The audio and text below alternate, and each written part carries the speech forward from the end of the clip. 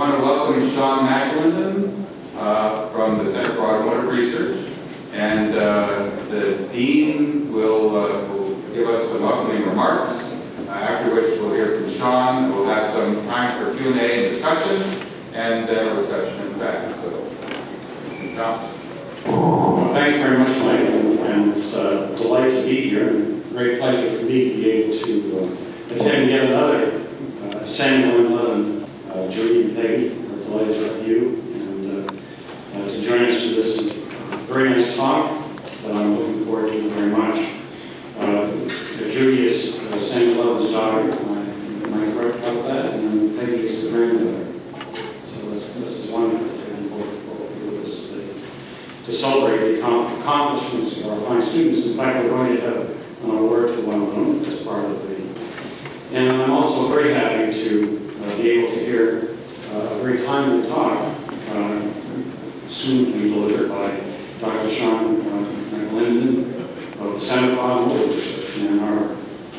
And Dr. McAlinden is the Executive Vice President for Research and the Chief Economist of the Center for Automotive Research, which many of you know, of course, but it's a non-for-profit institute in Ann Arbor. He's also performed contract research for the U.S. Departments of Commerce, Education and Labor, the Library of Congress, and numerous foundations, corporations, labor unions, and state and local agencies, and provided expert testimony to legislative bodies. And he completed a doctoral dissertation, the economists in the room will be happy to know, in economics at the University of Michigan in 1986, and then worked at ITI, and I had some interaction with ITI during those days, and moved to the University of Michigan's Office for the Study of Automotive Transportation in 2000 as an associate research scientist, and then helped create the Center for Automotive Research. So I'm looking forward to a discussion that Dr. McAlinden will present now concerning not all the way back, Michigan's auto industry and recovery. And before I begin, I might mention that I went to look on the Wayne State announcement of this. Tom Wilhelm, who's someplace, I think, had published this, and I clicked on it, and I got a digital translation of the remarks of WJR. The digital translation is truly unintelligible, so so much for the computers trying to translate. Oh, it's unintelligible. Okay. Now, without further ado, I'd like to introduce the next unintelligible talk in this series, and we're delighted to have you here, Sean. Thank you. Come and tell us about Michigan's auto industry recovery. Thank you.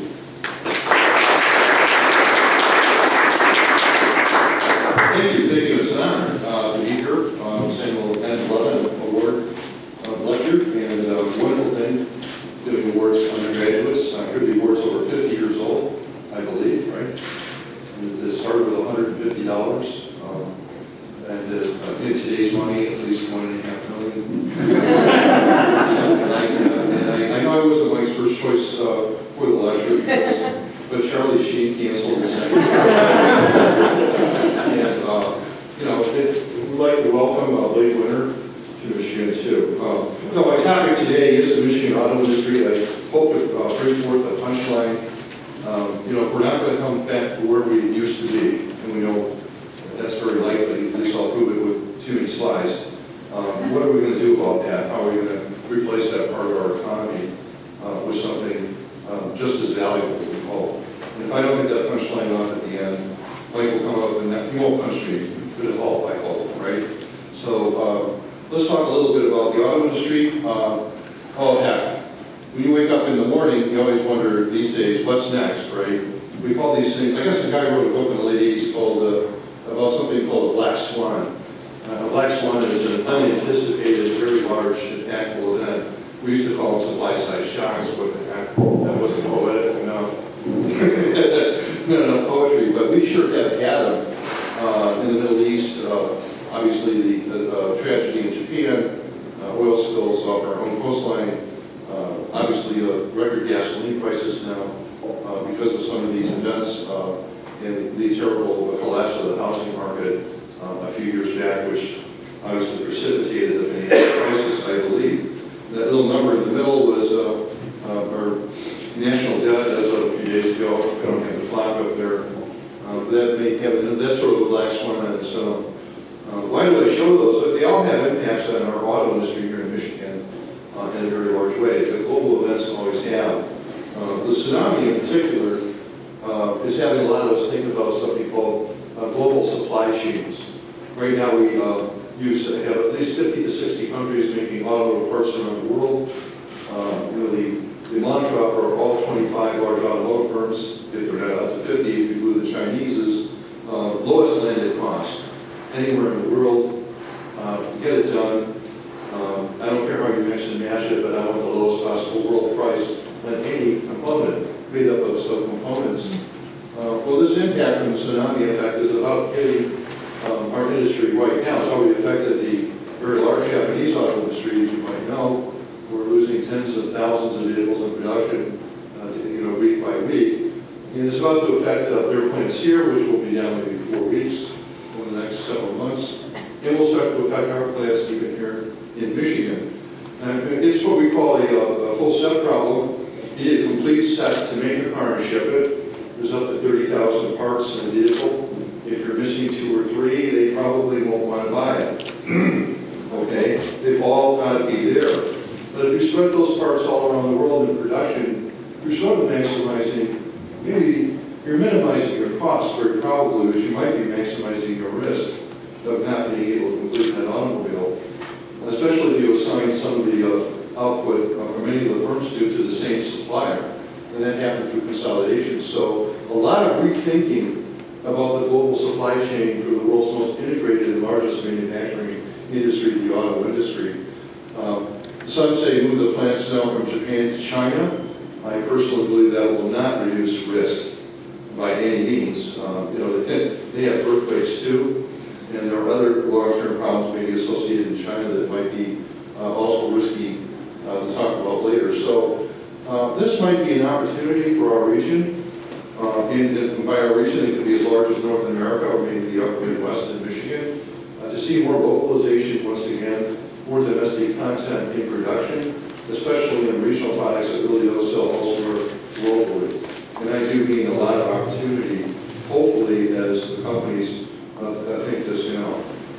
It is a world largest automotive manufacturing industry. We should have over 80 million sales this year in 2011. And you can see last year, the blue line on the right is actually Chinese automotive sales, measured on the left in millions. And that staggering yellow line that goes all the way back to 1945 when this lecture started. Well, no, it started a few years later. Basically, is U.S. motor vehicle sales. And obviously, the Chinese passed us several years ago in terms of total units, if not total value. And last year sold over 18 million, where we barely sold 11.6. Okay? And we see that sort of thing also beginning to happen, that sort of growth, although the Chinese just had to report 2 bad months for the first 10 years. The last 2 months were actually negative. In other countries like India and Brazil and the like. In fact, I brought a lot of forecasts from my friends at J.D. Power for 2020, and they pointed out on the left that they expect Chinese automotive sales in 2020 to actually reach 34 million.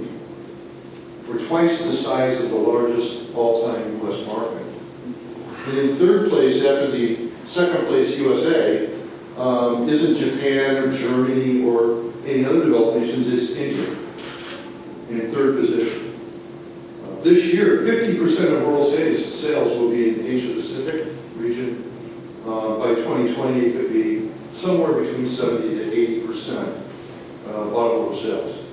And that could be GM's share of production overseas, outside of the United States, could be as high as 70 to 80% that year as well. That apparently is their target. One reason for it, of course, is different GDP growth.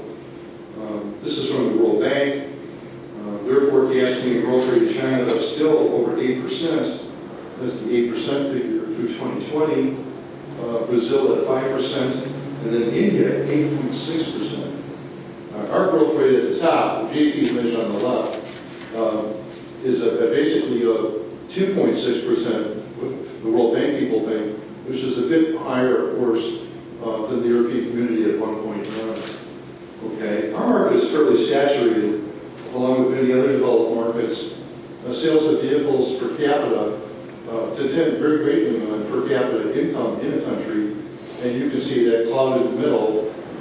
All countries above $30,000 in per capita income have the highest vehicle ownership per capita, measured in, let's say, per person. And we have these developing countries down in the lower left-hand corner, those with the fastest economic growth. And clearly there are sections of the population that have reached that break point of $30,000, and that's where we expect, obviously, growth to happen for many years to come in our auto industry, is primarily in those countries in the lower left-hand corner. Turn to the U.S. I'll summarize what I think is going to happen in sales. The good news is that GDP growth is moderate. Used vehicle prices in the age of our fleet are very high, which is good for new car sales. Credit is now much more available to the consumer, especially those with lower credit scores than last year. The stock market is recovering. The dollar is fairly low against the yen, okay against the euro, and I just ran out of good news. Then comes the fact that the unemployment rate in the lane is terrible. House prices are still falling and will fall. States and cities are now cutting spending and employment. Consumer confidence was improving for a couple of months ago. It is now falling rapidly. Gas prices, as you all know, are spiking with food prices. We're facing higher commodity prices for materials, which have already resulted in 3 auto price increases since early January. And I already talked about the Japan prices. And plus the government almost shut down the other day. We had that one in. Of course, we got a couple more weeks before it might shut down again. We don't believe that, I hope. Yet, all in all, in the first 3 months, we had a 20% increase in sales over last year, through the end of March, compared to the first quarter of last year. And unbelievably, light trucks outsold passenger cars in terms of the sales increase, 24% versus 17%. One thing we do worry about, though, that 20% increase continuing through the year, is this moderate GDP growth. We have a rule of 3 in the auto industry. Over time, we look at the last 40 years and put it on a chart, and GDP growth on the horizontal line is sales growth in motor vehicles, and the vertical axes, you'll see that all of our growth years were at GDP growth rates of 3% or higher. We just don't sell cars below 3%. And what is the forecast for this year? Roughly 3%. Okay. Unemployment is a little more ambiguous. If you measure light vehicle sales in millions on the vertical axis, the unemployment rate on the bottom horizontal axis, you'll see there were a few years at 7% unemployment when sales were in the 15 to 16 million range. A few, but none of them at over 8%. Bad years only. And obviously we're worried about the unemployment rate. That's a very big factor in our model as well.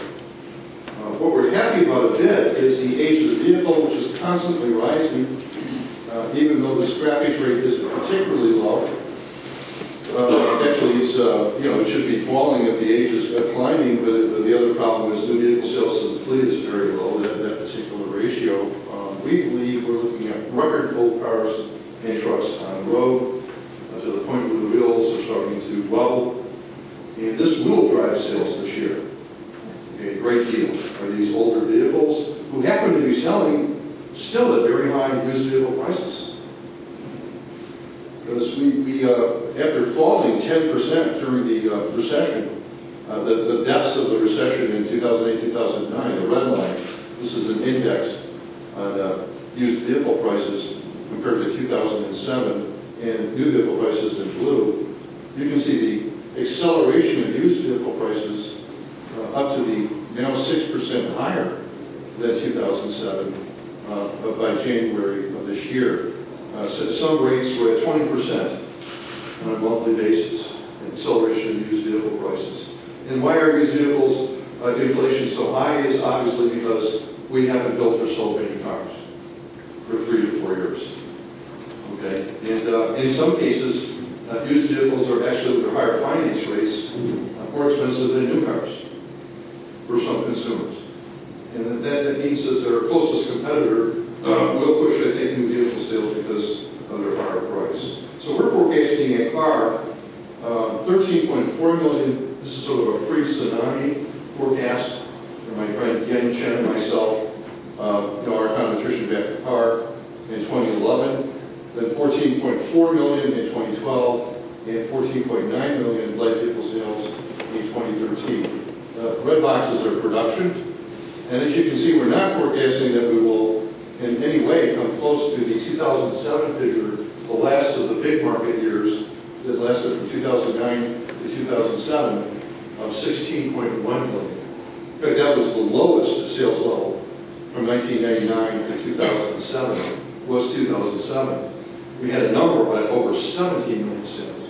So then we were close in the next 2 years to the sales levels we saw in the beginning of the decade. The automotive sales level we don't expect to return. We run long-run forecast at car.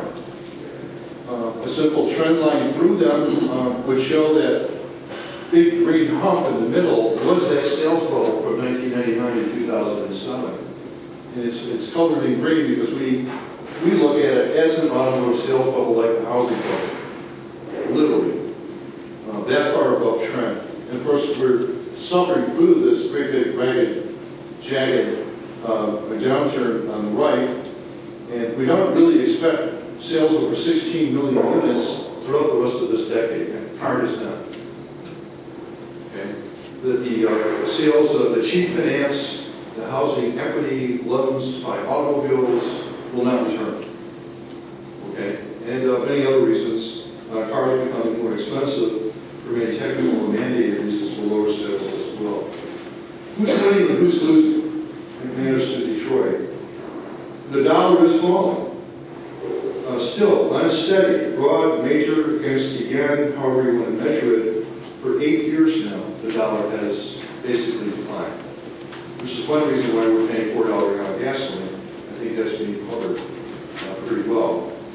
And typically, local producers, manufacturers who compete with imports or involved with exports, like let's say Caterpillar or Boeing, do well with a falling dollar, typically, unless they outsource too many of their components to customer. In terms of market share, GM, this is what we call the Big Seven. GM, Ford, Toyota, Honda, Chrysler, Nissan, and now the newcomer, Hyundai, Kia, the fastest growing sales firm, automotive sales firm in the U.S. market, now with 8.1% of the market, and climbing at about 0.1 per month. Okay, GM had a pretty good first quarter, some say based on aggressive price incentives. Ford held out over 16%. Toyota had a terrible year last year. They lost 1.5 percentage points, the largest loss they've ever had in the U.S. market, and they have not regained it so far this year, so they're at third position at 14.2. The important one for Michigan is Chrysler at 9.4%. It once was as high, 10 years ago as possibly 15% of the market. You can see over 45% of their sales are gone in terms of market share, and a lot of Michigan's future relies on that Chrysler comeback in the next 24 months. We have stabilized our market share for our Detroit companies since at least August of 2010. We've hovered around the 45% level of the market. Long way from where we used to be, obviously 10 years ago when the large trucks were very hot, but at least it has stabilized when it was falling dramatically at some points to 41, 42% back in 2009. Other good news, the top-rated company in terms of initial quality or durability, as measured by J.D. Power, the top-rated mass manufacturer is the Ford Motor Company. And this is the 2010 results. And Ford in the 5th position, but the 4 ahead of it are all luxury brands with very high prices and service. And Ford actually leads the whole pack in quality performance, measured at defects reported by the customer in this one. And you can see Toyota in the 17th position. unlikely place for them to be. Also, productivity is measured by the last publicly released Arbor report, almost publicly released. Our people in major strategic operations, in terms of hours per vehicle in North America, not only tied Toyota North America, the yellow line, in hours per car, but actually did them better. They had required fewer hours to assemble the vehicle, the engine, the transmission, produce the standards for each vehicle, and that was back in 2008. There's no reason to believe that has changed in the last 2 years. Okay, at least on the production side of these major operations. So productivity battle is basically over in North America as well. And finally, in the labor compensation, based on estimates from CAR and others, we see that the average hourly labor cost gap between, let's say, General Motors or Ford and Toyota in the United States is down to about $2 an hour after the restructuring and the bankruptcy. 58 versus $56 an hour. There still is a gap with the other transplants of about $10 an hour, but using our calculations, if we do them correctly, if GM is allowed to use up to even only 20% second-tier labor under the last set of contract agreements going back to 2007, their overall labor costs would fall to $48 an hour, and thus they would be able to compete with these other transplants throughout the United States. Those are success stories. We've waited for some of this stuff for over 30 years. 30 years in this town to compete on quality, on labor costs, on profits. Last year, Ford not only out-earned Honda, they produced more earnings than Toyota worldwide. And General Motors out-earned Toyota as well. Okay, in their first full year after bankruptcy. There are a few nagging worries about this gasoline price this summer. I'll tell you a simple regression will show that over time going back to 1970, for every 10-cent increase in the real price of gasoline, our companies in Detroit lost about 1.5 points of market share because we made lousy little cars. Just terrible cars like an afterthought. And we're hoping this summer, you read about it in the newspaper, that we can turn that around. This is a chart that plots the average yearly price of a gallon of gas measured in 2011 since 1970 against big free market share. And usually it was the spell of doom. Obviously, when prices fell radically in the 1990s, Detroit did very well. Did very well indeed. How well are we doing? We actually can make profits in this town now at low utilization level. Here I have a chart of the capacity utilization of the U.S. motor vehicle industry, not only the automakers, but also the suppliers, and profits reported by the industry to the IRS. These are the 1040. These are the 1040 profits collected by the Federal Reserve on permission from IRS. And at no time, going back to 1978, has our industry ever been profitable below 70% utilization. Okay, in fact, you can see the horrific loss in 2008 of $47.5 billion in a single year in terms of earnings reported to the IRS. Typically, our requirement was 85% utilization to break even in the U.S. auto industry as an industry. Last year, we ran basically at 60% and produced an overall profit netted out of $10 billion. We're currently running at 61% utilization and are at least as profitable as last year. That says a lot of fixed costs. These simple charts were cut out of this industry. Tens of billions of dollars of fixed costs were eliminated, but not only the restructurings at GM and Chrysler by the bankruptcy court, but by Ford's virtual bankruptcy, its own restructuring in Dearborn, and by many, many of our suppliers, like Dana, TRW, Lear, and the like. So, but good news. Good news for Michigan. We saw a lot of plant shutdowns since 2005. Over 20 major shutdowns in the last 6 years, costing us close to 100,000 jobs in Michigan at those plants and related facilities. And we believe using a multiplier of roughly 3.9 in our studies, causing a job loss in Michigan of over 370,000, including spin-off effects. That's about half the job losses in the state since the year 2000 were caused at these plant shutdowns. 11 at GM alone. So the government comes to the rescue with this mere check for $132 billion.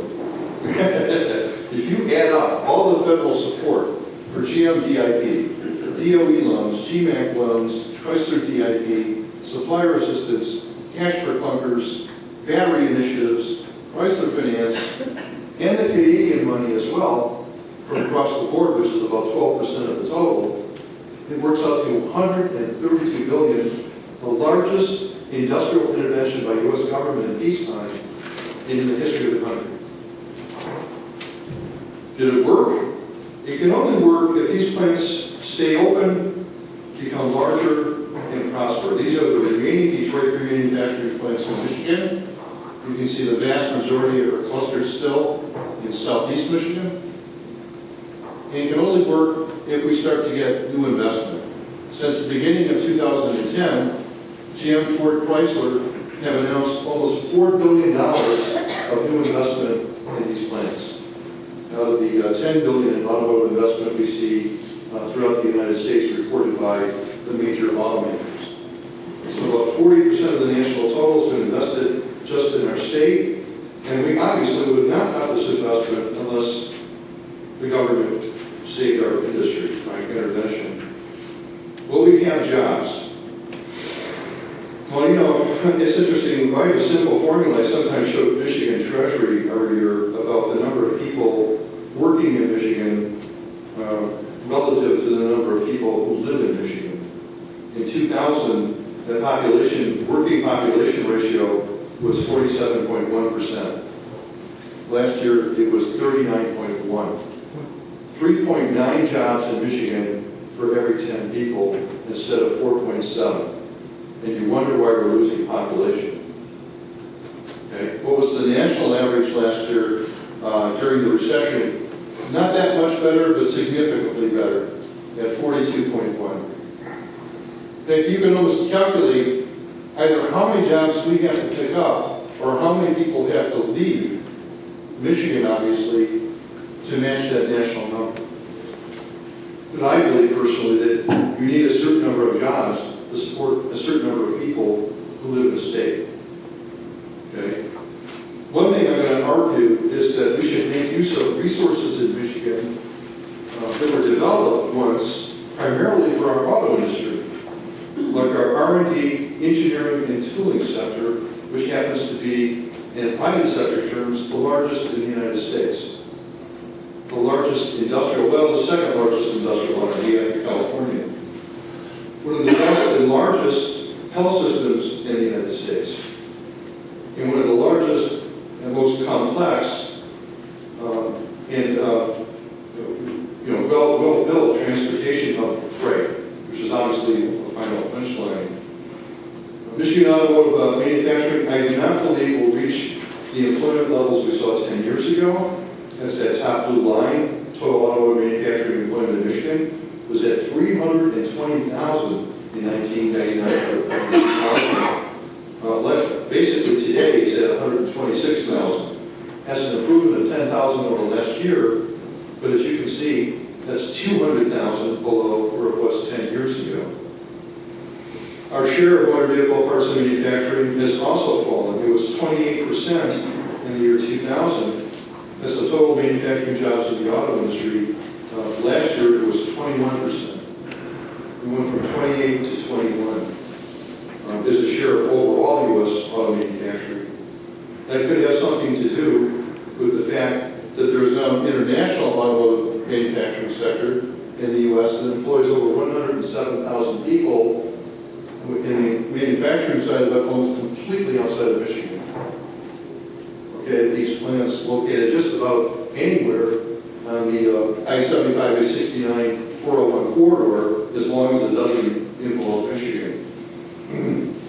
We think employment will rise soon because productivity levels are so high.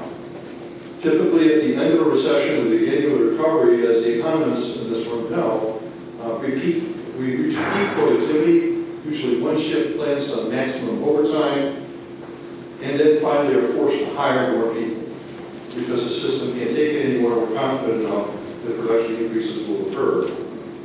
So on the Detroit 3 side, our people at CAR, Kristen G-Check, director of our industry and labor group, Yen Chapman, forecaster, are about to release a more detailed forecast on this with a few weeks at a conference. But they forecast that Michigan's Detroit 3 employment will rise from 102,000 in 2010 to 137,000 in 2015. Okay, so it will rise by about 36,000, it looks like, at GM Ford and Chrysler in the next 5 years. Now, what's interesting about that is that our share of Detroit 3 employment, which was at 52% of GM Ford Chrysler employment in the country in 2001, had risen to 59.5% in 2010, and CAR forecasts that it will rise to 66.6%, or 2 out of every 3 big 3 jobs in the United States will be located in Michigan. We call that retreat to the core, is a re-agglomerating in their home state. In fact, we actually believe that total employment outside of Michigan at the Detroit 3 will actually fall by 1,000. In other words, we'll get more than 100% of the employment growth at GM Ford and Chrysler in Michigan. More than 100% of the U.S. employment growth. Let me skip ahead to Michigan's overall manufacturing, including suppliers. We expect that total to come out at 143,000 because of higher production and sales in 2011, 167,000 in 2012, and then level off with no increase by 2013. Okay, that's a long way from the 320,000 of the year 2000. Not going back, a little over half of the employment we saw 10 years ago will be back in Michigan in the auto industry by 2013. It's an integrated industry. I can tell you that. If you take a look at it outside of Michigan, how close to Michigan it is, over 50% of North America's assembly plants are basically within 4 hours of our state. 70% of the engine, transmission, and parts operations are within 4 hours of Michigan. Over 900 automotive supplier locations, and 85% of Supplier North American headquarters are located in Michigan. What a concentration. And still here, especially the international folks and international suppliers. Those are just the locations of the automotive supplier headquarters and R&D facilities in the United States. And you can see the cluster here in Southeast Michigan. Still true. And still very true for research and development. Over 330 R&D centers and technical centers in Michigan. Basically spending about $12 billion a year, according to NSF. The latest number we can dig up from this very slow research group in Washington is 2007. But typically, about 73% of total automotive R&D is spent in their state. It works out to about 60,000 engineers, almost entirely located in Southeast Michigan. This is a comparison with other southern states. I know you can't see it, but in a comparison with Texas, North Carolina, Alabama, Tennessee, South Carolina, Georgia, and Mississippi. If we're falling down anywhere, especially against Texas and some other large states that don't have here, it's in electrical and software engineering, which is obviously the hottest engineering fields in the auto industry today. Very, very object lesson for our universities in the state. This is the location of tool and die, 1 out of every 3 facilities in the country, 1 out of every 5 workers, clustered in Detroit and Grand Rapids. What hooks this up to the rest of the North American market and much of the global market, potentially, is our transportation system, which was developed long, long ago. The trunk lines and railroads, the largest collection of non-toll highways, except for one bridge up north, in the country.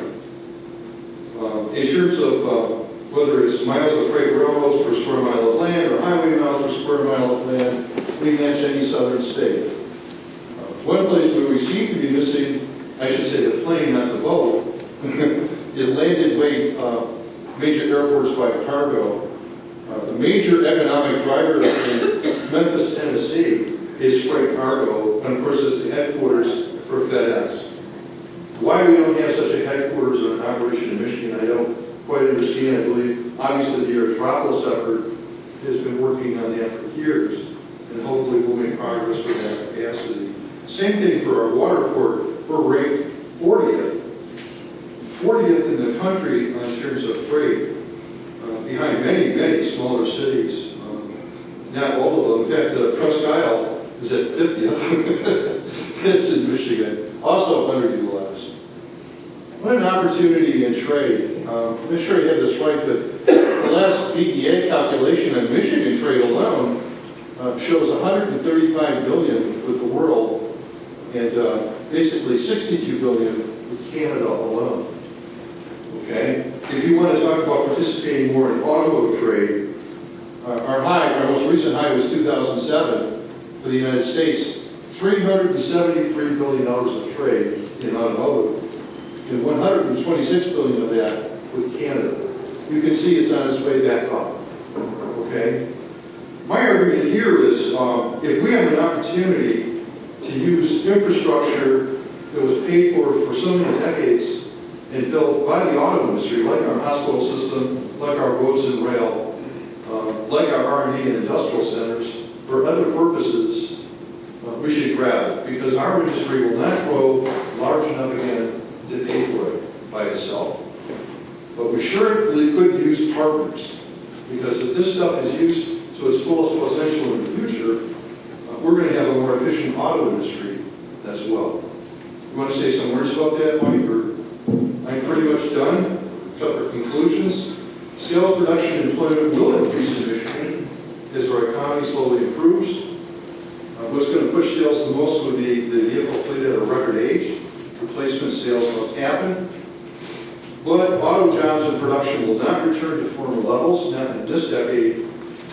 I believe regions should develop other industries to use the same infrastructure, the same trained and educated labor as the auto industry. That's our best economic development plan, fair choice.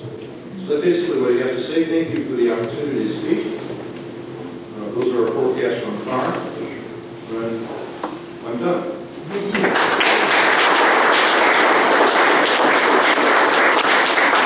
Thanks very much. What Sean was referring to, I've been working really closely with people from CAR to develop the Great Lakes Freight Gateway. And it's been a very interesting experience, and we're working very hard on that. And I think we're getting very close. And the complementarity is actually what Sean was alluding to here, because the auto industry by itself is not going to be carry all the weight. That's the fundamental change that's happened over this period of time. And that's to be expected as productivity increases and the economy changes.